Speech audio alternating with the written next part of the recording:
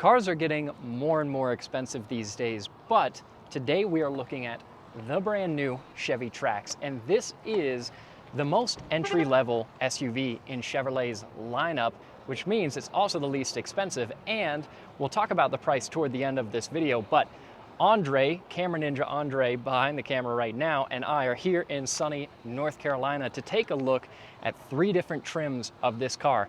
We have the very base model LS, we have an Active, and we have an RS. So these are the top trims and the base trim side by side, which lets us look at some of the differences between what you get at this car's starting point and what you get at the very top end.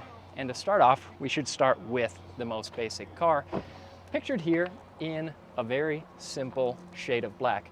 And starting from the outside, you can see some styling elements borrowed from the bigger Chevy Blazer. So a lot of familiar GM SUV design language here, but coming around the side, look at that. You actually have a set of steelies with some hubcaps. One of the ways that you can tell that this is the entry level of the car. And then otherwise, from the outside, this is everything that we've seen already with the Trax. The design was revealed on this car a good while back, so we've seen it before. This is our first chance, though, to get hands-on, and very soon we're going to have a full driving review video on this car. Now, I won't talk too much about styling. I'll let everybody in the comments make their own decisions about how they think the car looks. But Andre, why don't we show them a little something on the inside, because this, both Andre and I think, is actually pretty cool. Even on this base model car, check that out. You get blue accents on the dash. That's not bad, right? Yeah, dude. And let me check. Look, you actually get a key. An actual physical blade style key that of course folds into a fob. So you still have obviously remote lock and unlock. It's not the 80s, but you do actually insert a key into the steering column, which is getting to be a thing of the past. But I do love some of the things that they've added here. That's pretty cool. This texture on the dash is cool. And check out the pattern on the seats. And they're cloth, but that's an interesting design at least. Yeah, dude, I'm really happy that manufacturers like Chevrolet, they're breathing a little bit of life into a basic vehicle, right? It doesn't have to be a sea of black, does it? No, and obviously you look at the door cards, and they've got a little bit of contrast here. It's mostly hard plastics, although this is slightly rubberized, so it's not the hardest hard plastic that you can get. But here in the center, you see a set of analog gauges, and then what's pretty impressive is this 8-inch center screen. That is really not a bad bit of tech to have on an entry-level car. So this interior and this base model of the Trax is giving you really everything that you need and nothing that you don't. You've also got a 12-volt there, a USB-A and a USB-C charger. You have physical controls for the climate, which is honestly something that most of us at our company actually prefer. And it has cruise control. Yeah, and it has cruise control. How cool is that? Andre just bought a Chevy of his own. He just bought a new Colorado. And surprisingly enough, his Colorado, at $41,000, did not come with cruise control. Well, because I was a little silly and I forgot to order a convenience package too. Yeah, so that did happen. But this at least comes with a decent amount even here on this base model. And again, we'll talk about price in just a second. But let's move on to this Active trim. Now, as we move on to this, I'll talk to you a little bit about the powertrain. Now, this being an Active model is the slightly more rugged version of the Trax. However, as many of you probably already know, this new version of the Trax is only front-wheel drive.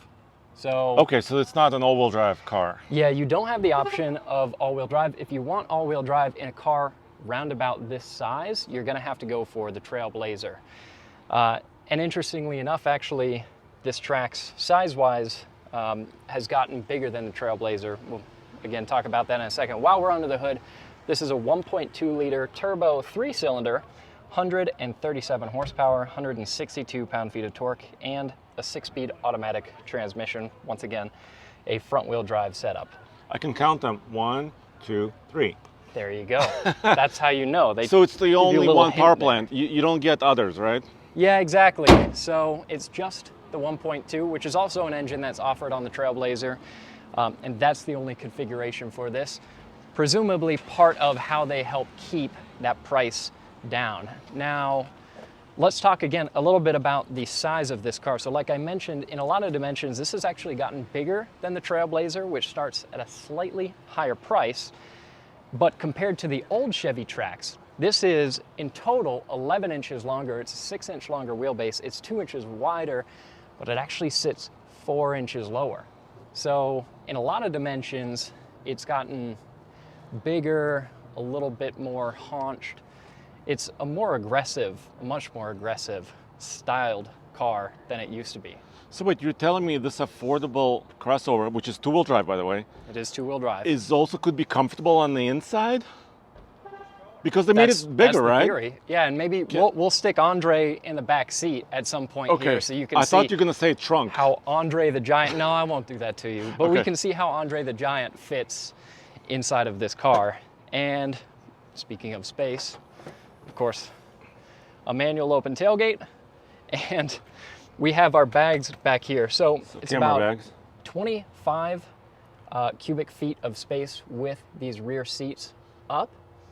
I think it's 25.6. What happened to your shirt here? Yeah, so we also filmed the new GMC Canyon here Yes. in North Carolina, and while I was filming, I got splashed with some mud.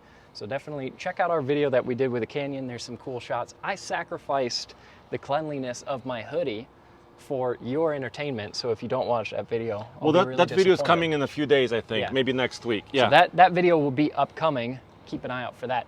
But yeah, about 25 cubic feet of space with these seats folded up. If you fold them down, it's 54 cubic feet of space. So the interior volume in terms of cargo is really not bad. and there's a shelf here too, which Yeah, is a little pretty cool. privacy shelf to hide your things, which is good. Yeah, because my jacket is looking worse for wear.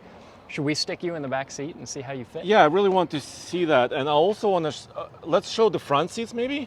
Yeah. Can we do that? Yeah. Because I'm excited about this one. Let's check out the difference between. Let me this jump in, interior. because I think the key is in it. Hold on a second. Oh, it stopped beeping. So actually, it's a different key. Yeah, exactly. So no longer do you actually have to stick a key into the steering column. You can see over there, it's a push button start. And you also have a better layout of screens. So these higher end models actually get an 11-inch screen in the center. And you can also see a pretty impressive screen Sorry, let me power up. in front of the driver as well. Whoa, this is sweet. You know what this reminds me of? Is the new Colorado. So I think there's a lot of family resemblance here. Yeah. And which makes sense, right? Yeah, and GM has been doing a lot of really sharp, high-resolution, responsive screens in their vehicles, even at a pretty low price point. And look, telescoping and adjusting? There's so much adjustment. Yes. And also power seats. Yeah. You know, I noticed in the base one, they were manual, Yeah. actually. Yeah, so a lot of really welcome upgrades when you do step up to one of these higher end trims. And speaking of trim, look at the way that they've trimmed out these seats. It says active on the top. It's got some yellow piping. They're two-tone gray and black. You have two-tone on the door cards with some of that yellow stitching that seems like it's been making its way into a lot of GM's new interiors. Same How can things you on not some be of the active trucks. in this car? You want to be active. Yeah, right? as active as you can be with Yeah. two-wheel drive. Okay. But you also have a sunroof. I do. So let me try to get in Yeah, the back let's seat pack you into because the back seat that's here. the ultimate test, right? Yeah. If Andre can fit in the back seat, then any regular-sized human being can because he's 6'2". Andre the Giant. How's your headroom? The headroom, my hair is touching a little bit, but I feel comfortable, dude. Look, my legs are almost horizontal. I have space here for my knees. I think they did a good job, you know, like you said, by stretching this car a Yeah. little bit. I think they did a really good job. Yeah, so you've seen it here. If Andre can fit, then so Yes. should you. Most unless people. you're, I don't know, a professional I basketball mean, if you're player, Michael if you're Jordan, 6'6", you you're may not not gonna be fit able in to any fit as car. much. So that's pretty Absolutely. interesting. I'll also mention too, here on this active trim, it's an 18-inch wheel. And of course now we've stepped away from Steely's that we had on the base model. So we've got this nice blacked out 18-inch wheel. which is good. You know, it's a decent sized wheel. It doesn't look small, but it still gives you some sidewall that generally helps with compliance, and we'll find out how this acts on the road very soon when we actually get the chance to drive it. And then finally, we have this RS in a color near and dear to Andre's heart, because the Colorado that you just bought is in this same Sonic yellow, right? Yeah, oh, they call it nitro. Oh, nitro yellow. Nitro yellow. That's so right. it's a color that kind of sometimes changes its shade depending on the light condition. Right now we have partly cloudy and it looks a little bit goldish, but at night it looks almost a little bit more green. So it's a combination. Yeah, and it's an interesting color. It's one that until you see it up close in person, it's really hard to make a final judgment about it, because this to see actually in the metal doesn't really look anything like it looks in pictures. It's a very difficult thing to fully capture. But now on this RS trim, you have some different styling elements. So one of the most obvious is the fact that we've stepped up now to a 19-inch wheel, and it's not all blacked out. You've got a little bit of silver here on this flat surface at the edge of the wheel. So it's a bigger wheel. And then if we also come around to the front, you'll see, and it's subtle, but this does actually have a different grille. It's also got RS badging, but the design of this grille is slightly different than what you get on other models of the Trax. So a little subtle difference there, but this RS trim is placed in line basically with the Active. They both cost the same amount of money, so really it comes down to your preference. Which style do you like more? Do you want slightly more rugged or slightly more sporty? And we'll see how that difference translates to the interior. So Okay, let me jump in here. yeah, we've got some black and red accents now around the vents. You can see it says RS right there on this piano black portion of the dash. Like we and many others have talked about many times, this piano black is difficult to keep looking good, but when something is brand new like this, it looks really sharp. We've got red stitching here on the shifter. It says RS on this red portion of the shifter there. And by the way, another thing that we love, in addition to having manual climate controls, and these are different climate controls than what we saw in the base model, but another thing that we love in addition to this is having a real physical shifter as opposed to a rotary dial or push buttons. This is our preferred style of shifting because it's very positive. You can tell exactly what it's doing. There's no guesswork with this, right? So that's always something that we like. And then check out this steering wheel. Again, red stitching, nice fabrics here, and a glossy section on the bottom, and it's also a little squared off on the bottom. So this wheel has a pretty sporty feeling to it in hand.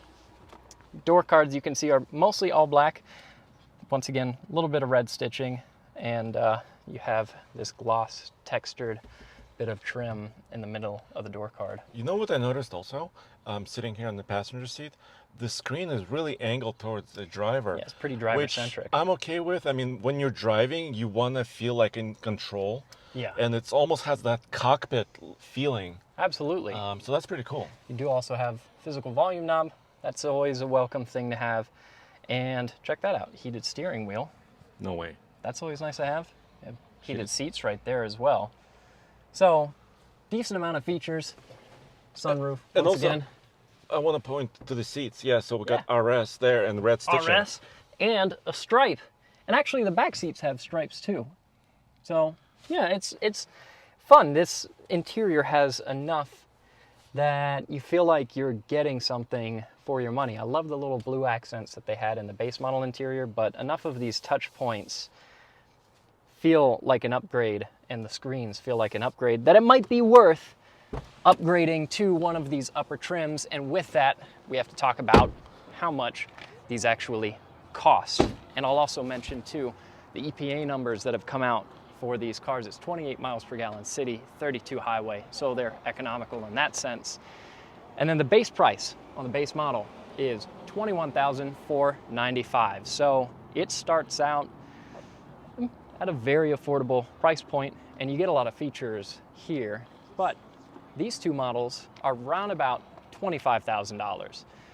So if you do want to step up to having that nicer trim, the bigger screens, going to an alloy wheel, a little bit of extra styling, then it could potentially be worth it to you. And let me know down in the comments of these cars, which one would you pick in terms of trim? There are, of course, other trims. There is the LS, there's the 1RS, there's the LT, the 2RS, and the Active. So a lot of different options there. But let us know what you think of the styling and which trim you would get. And Andre has something. Well, yeah. Well, at the very beginning you said affordable, and I kept waiting, and you said under 22,000. That's a good starting price, Yeah, dude. That's in this day and age pretty hard to beat. There's not tons of vehicles out there. And I have one more question. Yeah. When can I buy this? When can I go out and buy one? These are arriving in dealerships as we speak, so you're gonna start to see them out on the road very, very soon. So keep your eyes peeled. If you're in the market for one of these cars, you should be able to buy one coming up pretty quickly here.